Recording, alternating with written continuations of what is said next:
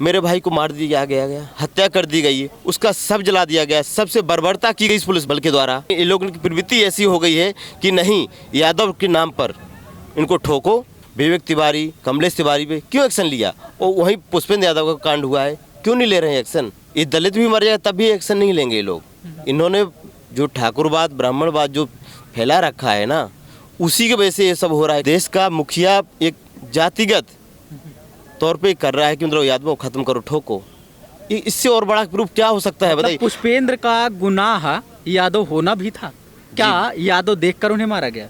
बिल्कुल यही है, यादव गुनाह होना। एक यादव के नाम अगर वही अब मैं अगर तिवारी होता, आज पुष्पेंद्र यादव अगर वो तिवारी होता तो योगी आदित्यनाथ भी आते, सबको आता, वो इंसाफ दिला देते। मैं एक सिपाही वर्दीधारी देश की सेवा कर रहा हूँ, अगर मुझे न्याय नहीं मिल रहा है तो किसको न्याय मिल रहा है? नमस्कार, बोलता हिंदुस्तान में आपका स्वागत है। उत्तर प्रदेश में एक कथित राम राज्य आया है जहां पर किसी को भी ठोक दिया जा रहा है। उस ठोक देने में नहीं देखा जाता कि कौन कितना बड़ा अपराधी है, या फिर ज़रूरी नहीं है कि कोई अपराधी भी हो, इतना भी ज़रूरी है कि वो किसी खास जाति या समुदाय का हो जिसको ये सरकार अपराधी मानती है। इस तरह के दर्जनों मामले देखने को मिले हैं जहां पर इनकाउंटर किए गए और बाद में पता चला कि वो एक तरह की हत्या थी। भले ही योगी सरकार इसे इनकाउंटर कह के अपनी पीठ थपथपा रही हो, लेकिन सामाजिक कार्यकर्ताओं के शब्दों में, पीड़ित लोगों के शब्दों में, ये फेक इनकाउंटर हैं, ये टारगेट किलिंग है। दलितों, पिछड़ों और मुसलमानों को तो चुन चुन कर मारा ही जा रहा था पिछले 2.5 सालों से। लोकसभा चुनाव के बाद का पैटर्न देखें तो एक जाति विशेष जिसके नाम के आगे यादव लिखा होता है, कम से कम योगी राज में अपने आप को बहुत सुरक्षित नहीं महसूस करता। उसके पीछे कोई भी राजनीतिक रंजिश हो सकती है, लेकिन जिस तरह से झांसी में पुष्पेंद्र यादव नाम के नौजवान की हत्या हुई, उसके बाद पूरे प्रदेश और देश में बवाल मचा। एक वजह यह भी रही कि उनके भाई रविंद्र यादव ने एक बड़ी लड़ाई लड़ी और उस बात को राष्ट्रीय पटल तक पहुंचाया। हमारे साथ रविंद्र मौजूद हैं, हम बातचीत करेंगे कि पुष्पेंद्र यादव के साथ क्या हुआ, जिसे अपराधी बता रहे हैं वो किस मिजाज का व्यक्ति था। ये तो आसपास ही हमारे क्षेत्र के लोग जानते हैं और हम जानते हैं, वो परिवार से बेहतर कोई जान नहीं सकता अपने बच्चे को, अपने भाई को, अपने क्यों क्या था। हमारा भाई एकदम साधारण जीवन यापन करने वाला व्यक्ति था और अभी कुछ नहीं, 24 साल 25 साल उम्र थी उसकी। 3 महीने पहले शादी हुई थी और जबकि मैं अभी शादी कराने के आया था, दोबारा उससे मिल भी नहीं पाया, उनके परिवार से भी नहीं मिल पाया था मैं। पुष्पेंद्र से मेरी दोबारा मुलाकात नहीं हो पाई शादी के बाद। तो मैं उसके अपना जीवन यापन करने के लिए 2 ट्रक थे उनके पास, उसी को देख रेख करके वो भी ट्रांसपोर्टर काम करते थे। क्रेशर से डस्ट को खरीदना या गिट्टी को खरीदना और जाके दूसरी जगह को बेचना। जबकि धर्मेंद्र सिंह चौहान SHO और पुष्पेंद्र के बीच में लेन देन का प्रक्रिया चल ही रहा था। और ये पूर्ण तरह से सत्य है कि SHO धर्मेंद्र सिंह चौहान अवैध वसूली में पूर्ण रूप से लिप्त थे। वहाँ के आसपासी लोग, वो लोग पैसे देते हैं, क्या क्या करते हैं, सब लोग वाकिफ़ हैं इस चीज़ से, लेकिन इस चीज़ को ये प्रशासन पूरी तरह नकार रहा है और उसको बचाने की चेष्टा कर रहा है, पूरा बचाया जा रहा है। और हमारे भाई को एक माफिया, ये शब्द बहुत गलत है, जबकि मेरा भाई ऐसा नहीं था, कोई अपराधी नहीं था, हिस्ट्री सीटर नहीं था। जिसका एनकाउंटर करना चाहिए उसका तो एनकाउंटर करती नहीं है सरकार। एक निर्दोष व्यक्ति का ये सब कर देना, ये बिल्कुल अन्याय है। और हमारे भाई को बुलाया गया और एकदम हत्या कर दी गई है, निर्मम हत्या की गई मेरे भाई की। और बाद में इस कहानी को बनाया गया कि एनकाउंटर है, पूर्णता से फर्जी एनकाउंटर है। और इतना करने के बावजूद भी जब मैं न्याय के लिए बैठा और जबकि मैं तैनात था, हमारे DMRC यूनिट, हमारा CSF का यूनिट है, उसमें मैं तैनात था, CSF का कांस्टेबल हूँ मैं अपना जीवन यापन कर रहा था। लेकिन उसमें देखो फंसाने का क्या क्या कहानी शुरू हो जाती है कि हम मेरा भी नाम ले दिया गया, उसमें मेरा भी नाम डाल। मतलब आप यहाँ दिल्ली मेट्रो में तैनात थे, अपनी ड्यूटी कर रहे थे, फिर भी वहाँ यूपी पुलिस ने आपका नाम डाल दिया क्या कि आप घटना के वक्त मौजूद थे?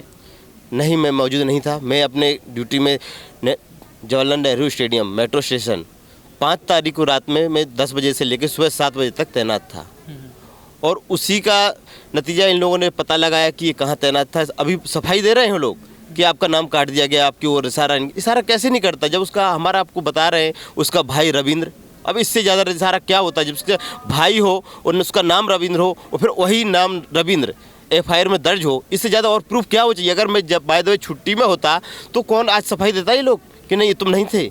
यानी यूपी पुलिस ने ये कहा है कि पुष्पेंद्र के भाई रविंद्र शामिल रहे हैं उस समय जब उनके हिसाब से पुष्पेंद्र ने यूपी पुलिस पर हमला किया है। ये पहले उन्होंने आरोप लगाया था। जी, आरोप लगाया, फायरिंग का भी आरोप लगाया कि रविंद्र ने, उसके भाई ने इस तरफ से फायरिंग किया, पुष्पेंद्र ने इस तरफ से फायरिंग किया है, इतना तक आरोप लगाया। आपके पास ये सबूत है कि आप उस दिन ड्यूटी पे थे, दिल्ली में थे, दिल्ली मेट्रो के तैनाती पे थे, यहाँ तक कि आप मेट्रो स्टेशन भी बता रहे हैं कि जवाहरलाल नेहरू स्टेडियम। जी, पूरा प्रूफ है हमारे पास, हमारे डिपार्टमेंट ने पूरा प्रूफ दिया है। इस प्रूफ से उनको ये शर्मिंदगी हुई है कि हमने इसका नाम गलत किया है, और इससे ही लोग फंसते नज़र आ रहे हैं, पूरा प्रशासन इससे फंसते नज़र आ रहा है। लेकिन ये लोग, उनका सरकार है, सरकार बचाने की चेष्टा कर रही है उनको। कौन बचाने की कोशिश कर रहा है और क्यों बचाने की कोशिश कर रहा है? हमारे जो उत्तर प्रदेश के मुखिया हैं योगी आदित्यनाथ जी, वही बचाना चाहिए। मतलब उनकी प्रवृत्ति देखो इस चीज़ की, कि इस चीज़ को लेके, मतलब एक प्रदेश का मुखिया है, पूरी जनता होती है उसकी प्रदेश का, एक नज़र से देखा जाता है। लेकिन उनका न्याय दिलाना चाहिए था हमको उनसे एक आस थी कि हमारे प्रदेश के मुखिया हैं, क्योंकि वो हमको न्याय जरूर दिलाएंगे। लेकिन उन्होंने इस तरह का बयान देने के किया है कि नहीं, हम इन लोगों का कि नहीं कर सकते, हम ऐसा, वो संरक्षण दे रहे हैं, वो लोग इतना संरक्षण दे रहे हैं कि नहीं, हम इसको बचा के रहेंगे। वो क्या सगे संबंधी इन लोगों के? इस तरह की प्रवृत्ति अगर देश की मुखिया की हो जाए कि तो अपराधियों को बचाने की चेष्टा की जाए, तो फिर आम जनता का क्या होगा? और जब मैं एक सिपाही वर्दीधारी देश की सेवा कर रहा हूँ, अगर मुझे न्याय नहीं मिल रहा है तो किसको न्याय मिल रहा है? अभी भी मेरे भाई को मार दिया गया, हत्या कर दी गई है, उसका शव जला दिया गया, सबसे बर्बरता की गई इस पुलिस बल के द्वारा। बर्बरता करने पर अभी तक ये शनाख्त के तौर पर हमको एक भी एविडेंस नहीं दिया गया कि आपके भाई की पुष्पेंद्र यादव की मृत्यु या आपको मर्डर कर दिया गया, क्या कर दिया, कहाँ पे मृत्यु हुई, कुछ भी एविडेंस देने को तैयार नहीं। हम दर की ठोकरें खा रहे हैं। आपराधिक चार्ज लगाए हैं, क्या किसी तरह का आपराधिक रिकॉर्ड रहा है पुष्पेंद्र का? कोई आपराधिक रिकॉर्ड नहीं रहा। एक एनसीआर है, भाई गाली गलौच होता है, देखो गाँव देहात है, गलती से हो गया, उन लोगों ने कर दिया, फिर वो लोग माफ़ी मांगे, लेकिन हो गया। उसमें एनसीआर में खाली जमानत है, वो भी जेल अभी तक मेरा भाई कभी गया नहीं। वो ऐसा कोई केस नहीं, एक छोड़ के केस उसमें जमानत कराई थी बस, बाकी कोई ऐसा केस नहीं है उसके ऊपर, कोई तो अभी क्या लग रहा है कि योगी सरकार इस तरह से एनकाउंटर के नाम पर हत्याएं कर रही है? क्या जो इस तरह के अन्य मामले हैं, आप लोगों को लग रहा है कि टारगेट किलिंग की जा रही है राजनीतिक रूप से? टारगेट किलिंग क्या, देखो अब देखो एकदम, जब देश का मुखिया एक जातिगत तौर पे कर रहा है कि मतलब यादवों को खत्म करो, ठोको, इससे और बड़ा प्रूफ क्या हो सकता है बताइए? पुष्पेंद्र का गुनाह यादव होना भी था क्या? यादव देखकर उन्हें मारा गया? बिल्कुल यही है, यादव गुनाह होना। एक यादव के नाम, अगर वही अब मैं अगर तिवारी होता, आज पुष्पेंद्र यादव अगर वो तिवारी होता तो योगी आदित्यनाथ भी आते, सबको आता, वो इंसाफ दिला देते। लेकिन इन लोगों की प्रवृत्ति ऐसी हो गई है कि नहीं, यादव के नाम पर इनको ठोको। और ये हिंदू नहीं है, क्या नहीं है, समझ में नहीं आ रहा हमारी तो कि मैं देश का पब्लिक जनता ही नहीं हूँ मैं इस देश का। इस तरह से ये लोग हमारे साथ दुर्व्यवहार कर रहे हैं, यादव जाति से ही दुर्व्यवहार कर रहे हैं लोग। ये लोग बहुत बात करते हैं कि तमाम लोग देश सेवा में जो लगे हुए लोग हैं उन पर सवाल मत उठाइए, अपनी अपनी ड्यूटी में जो लगे हुए लोग हैं उन पर सवाल मत उठाइए। आप भी कहीं ना कहीं नागरिकों की सुरक्षा के लिए यहाँ पर दिल्ली मेट्रो में तैनात रहते हैं, घंटों घंटों तक ड्यूटी करते हैं। जब आप वहाँ पुलिस थानों में जाते हैं, जब न्याय के लिए अलग अलग जगहों पर जाते हैं, कोर्ट कचहरी जाते हैं, तो आपके साथ कैसा व्यवहार हो रहा है? क्या आपको न्याय दिलाने की कोशिश की जा रही है? प्रशासन आपके साथ कोऑपरेट कर रहा है कि नहीं?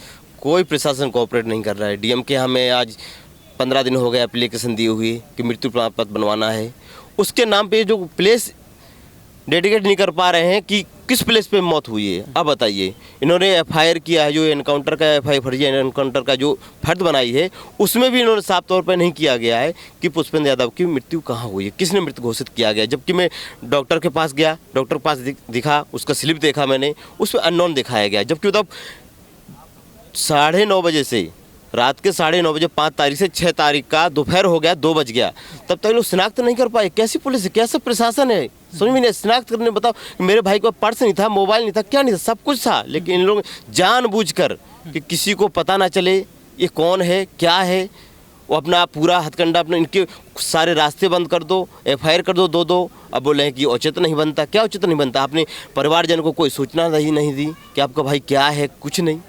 इन्होंने जानबूझ के इस साफ तौर पर एक इल्ज़ाम, क्या इस साफ तौर पर हो रहा है कि प्रदेश के मुखिया योगी आदित्यनाथ ने ये ठान लिया है कि एक भी यादव को छोड़ना नहीं है, मारना है और ठोको इनको।